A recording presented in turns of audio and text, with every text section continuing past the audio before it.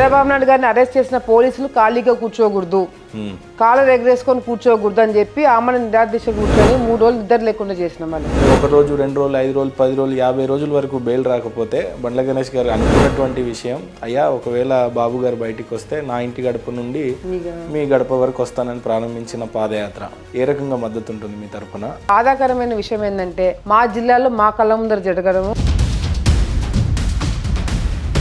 ఆ గోడలను బద్దలు కొట్టైనా సరే సార్ని బయటికి తెచ్చుకోవాలన్నంత ఆవేశం అందరికీ ఉండింది. కన్న తండ్రిని నువ్వు లోపల పెట్టి కొడుకుని పోనీయకుండా చేసినావు. లోకేష్ అన్న గారి తల్లిని భార్యని రోడ్డు మీదకి తీసుకొచ్చి నిలబెట్టించినావు. మరి నిన్నేమనాలా?